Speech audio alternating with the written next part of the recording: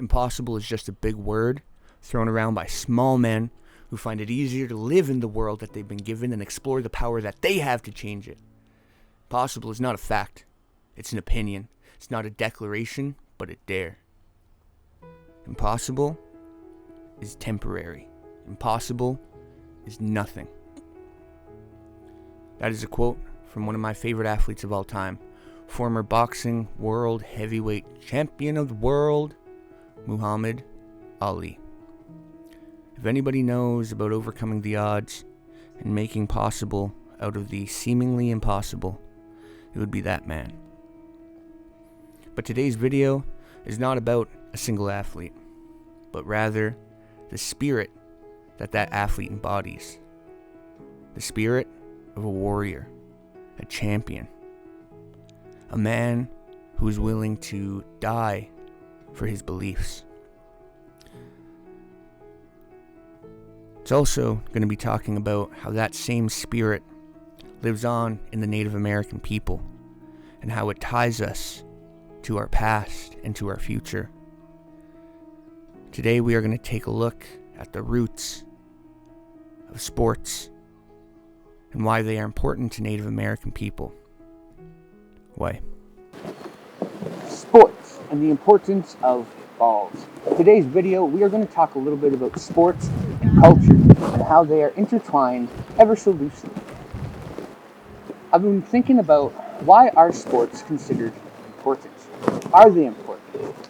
If they aren't, why do we still watch? I know the historical context of why people participate in sports and get ready for sports and watch sports, and that was because of war and to keep the young male population ready and fit for whatever conflict may arise. But we haven't fought a war with swords and shields in a very, very long time. So it got me wondering, why is sports important? Are they important? And in today's video, we are going to discuss a little bit about what I found. Wait. To understand sports and the importance of sports, especially to Native Americans and their culture, you might need a little bit of context. First of all, if you couldn't tell by my skin color and my native design sweater, I am, under the Indian Act, considered an Indian, which is a native tribe, blah, blah, blah, blah, blah, blah, blah, blah. I have a card that even proves it.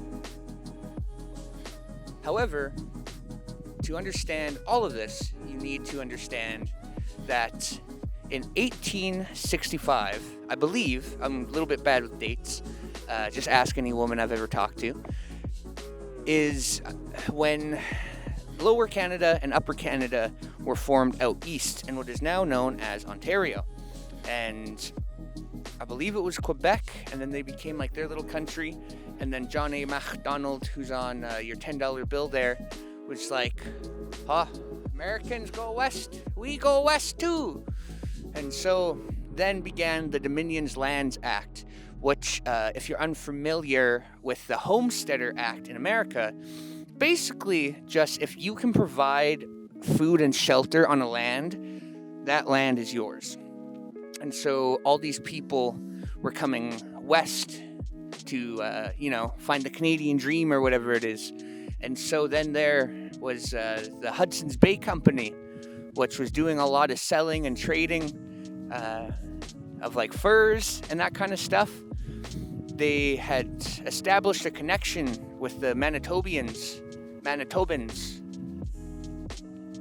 those guys. And there was a subsect of Native Americans called the Métis, which is a amalgamation of French and Native American, specifically I think Ojibwe and Cree cultures, and so they are their own sort of thing. There was one Métis who was rather well educated, rather rambunctious, and his name was Louis Riel. Louis Riel more or less helped the Métis of that nation, or of that area in Manitoba, in the Red River, Rupert's Land area, establish what is like more or less a reserve. and got them like good standing or whatever within their area, territory, settlement. A guy was murdered. I don't know nothing about that, but the Canadian government was like, okay, we won't be total a-holes. We'll give you some land, we'll give you some stuff. And then that was like Red River, that was that whole rebellion, everything. And then later, there was, again, it's kind of all tangled up in this web on the internet there. The Northwest rebellions were basically like, after the Red River one, natives were able to like get their own farmland, and they were kind of, starting to get real good footing in this territory. And what I read was that there was a lot of jealousy, and also there was a lot of fear of another rebellion. So they were trying to quell and qualm things, squash things. And basically, Louis Riel came back because he was excommunicated or whatever in America. Came back, tried to lead like a real, uprising. Got murdered for his troubles. It is what it is. But so the Canadian government, more specifically the Bureau of Indian Affairs, or as we call them here in Canada, INAC, which is Indian Northwest Affairs Canada, I believe, or something like that, which no longer exists. It's something else. All these acronyms and stuff I can't keep in my head. But then so the Indian agents were the ones who came up with this pass system. Now the pass system is exactly what it sounds like. It's a hall pass. Like in high school when you had to go use the washroom or whatever. These hall passes were real, like this pass system was real discriminatory and predatory. And it also had no legal findings. It wasn't a legal rule. You couldn't be out on the land, and then if you were out on the land after dark, you had to be out for a reason. And those reasons could be hunting. But to my understanding, in around the 1920s-ish is when things like baseball and hockey started to become really popular amongst the native communities. And a pass for a sports tournament was one of the few passes that allowed us to be out on the land for multiple days without being questioned and without it being put under scrutiny by the Indian agent. The Indian agents also lived quite far away from Indian settlements. So if a Native American were to go and ask for a hunting pass, let's say for 4 days, well, he knows when the rutting is happening, he knows when the movement in the valley is happening with the deers and stuff. So he needs to go in the moment. But I gotta wait for Mr. Gregory Gregerson or whatever to come back from his 3-day escapade in Williams Lake. And it'd take about 4 days to get back anyway, so now he's a week behind on hunting. And so sports was one of the few things that let us leave the valley in big groups, and was also allowed to be out of reservations for extended periods of time. Now, to also touch on that and why the pass system plays into this and why sports and culture are tied together is because of the potlatch ban. The potlatch ban was like a bunch of grumpy old white guys up in Parliament Hill there saying, don't like that dancing, that singing, that's unchristianly. Take that back to the woods. Backwards ass attitude. So what they thought anyways, not me, just trying to, set a tone. Oh, so the potlatch ban, anytime like a native would be ootin' a boot with their gear or just anything, they would be given a hard time. And if you didn't have a pass, you'd get thrown straight to jail.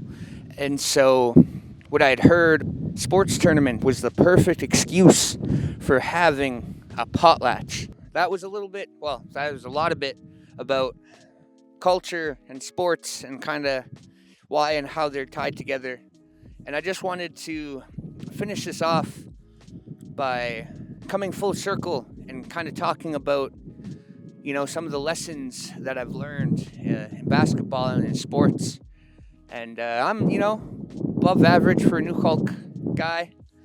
But in basketball, I was forced to play a position that usually the tallest person plays. And it's just, I remember asking one of my coaches, like, why choose me? There's a lot of other tall, big guys, people that have been playing basketball a lot longer than me. They should know how to do this role. Like, let me just sit in the corner and call for the ball and set screens, and I don't want to be important. Why do I got to be the focus of defense? Like, I just didn't want that. I just wanted to show up, hang out with my friends, and get some cardio in. That's originally why I stuck with sports. But I remember she looked at me and she says, because you're willing to work hard and you want to do the things that nobody else wants to do. And I just thought, oh, that's a load of hooey. It's a real good way to get a kid to do something, eh? Just tell them they're special. I like getting rebounds. That was my favorite thing because I realized, everyone else likes to shoot. Well, we don't get the ball back that often. So I might as well go sit down. I'm a big guy anyways. It's my job. Go sit down there. Make sure we get the ball back. I often say, I'm not talented in any way, shape, or form. I'm just lucky. I'm lucky that I pick up things quick. I'm lucky that people love me enough to sit down and show me their skills and their talents. And the same goes for the culture. I'm not a speaker because I'm good. I'm a speaker because I like to talk. I'm not a public figure because I'm something pretty to look at, but they need someone with my energy and my attitude. And, a lot of people think, I had a friend once ask me to just keep it down a little bit. And I was really offended because this is just who I am, 2 o'clock in the morning on a Saturday. This is me. I have a purpose and a thing that I can just be good at, but not have to get praised for it or get credit or, I just want to be good for the sake of being good. And I learned that in a songhouse. I learned that on a basketball court. I've learned more on the end of a bench than I ever did sitting in a classroom. So before I start crying, I'm just going to end that video there. And this just goes out to all those that thinks, you can't be a superstar or, you're not going to ever win an MVP or you might not be the lead thunder in the dance or whatever it is. Doesn't matter. Because if you think that you're good enough, that's all that matters at the end of the day. Sometimes the only person that believes in us is us. And that will have to be enough. You have to be your own cheerleader if you want to get to the end of the championship. Kind of lost the metaphor there.